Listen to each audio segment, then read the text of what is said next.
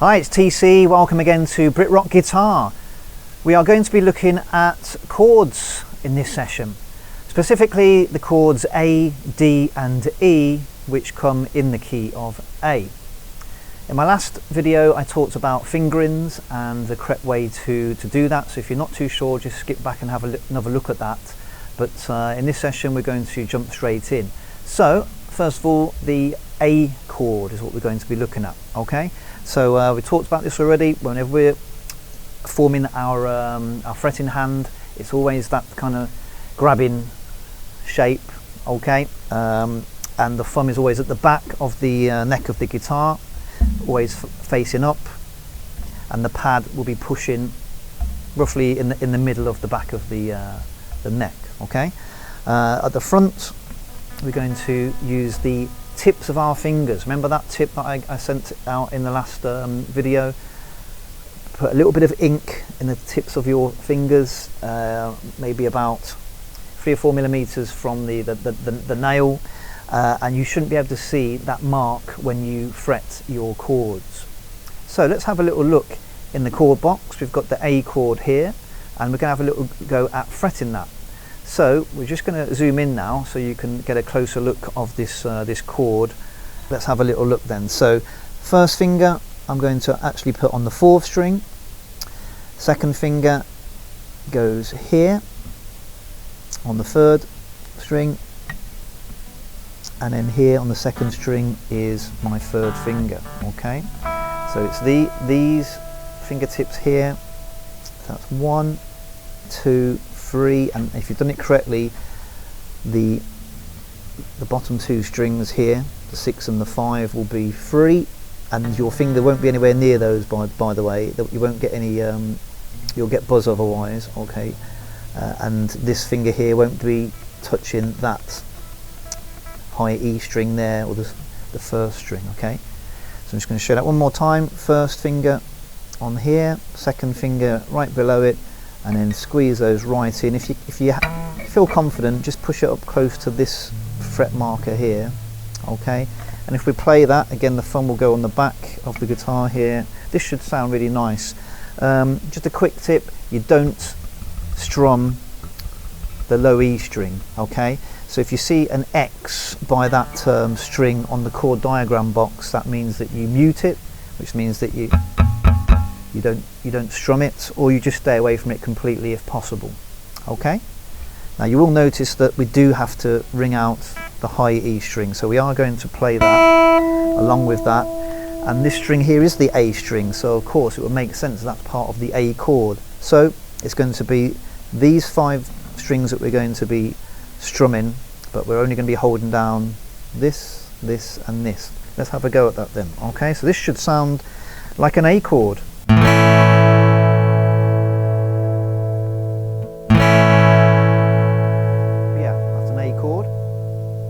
Okay, now what I would suggest doing is just playing that a few times, just to build your confidence, just to get the feel of it more than anything else. Once you have got the feel of it, I would recommend maybe just gently picking those open A string and the other string.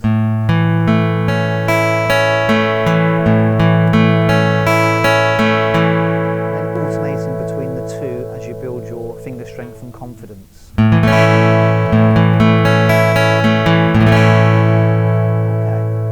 so that's the A chord. Now in the key of A we have several chords. We've got A, D, E, got F sharp minor, B minor, C sharp minor. What? No, I'm scaring you. Don't run off. Please don't run off. A, D and E are what we're going to look at. So we've looked at the E chord, the A chord. Sorry. Happy with that. Let's move on to the D chord. Okay, so the D, as you can see here from the chord diagram, is 1st finger on the 3rd string, 2nd finger on your 1st string, and 3rd finger on the 2nd string. Okay, I'm referring to them by the number of the string just to make it easy for you in case you haven't learned the names of the strings yet. If you're not sure of the names, check out a previous video, it's all in there. Okay, but this is 1, 2, 3, 4, 5, 6. Okay, well, this is the E, the G, sorry, the E, B, G, and the D and the A and the E. Right. Okay. So let's have a go at this again. Just checking the chord. So First finger here, second finger here, third finger here.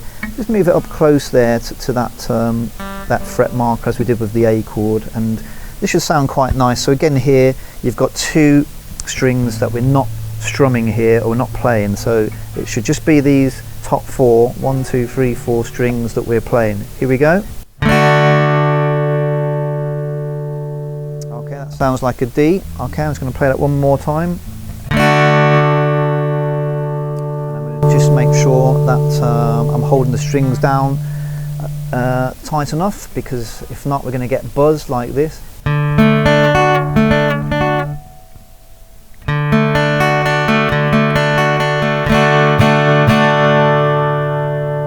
Right, that's fine for a D, isn't it?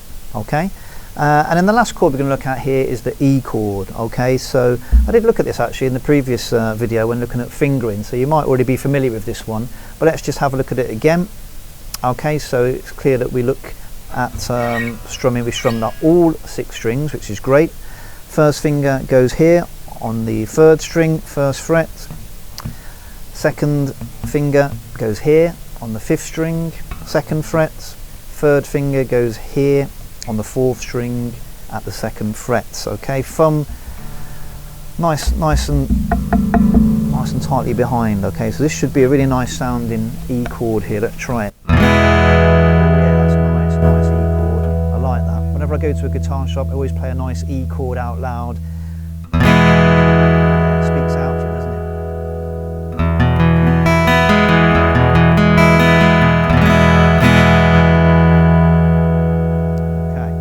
So what's the next step? Well, taking time to make sure that you can memorise those guitar chord fingerings. That would be my most important tip. Once you've done that, the next challenge is to go from chord to chord, okay? And really memorising and getting into your muscle memory those movements, okay? So you might start with the E, and then remove it, and then go to your D.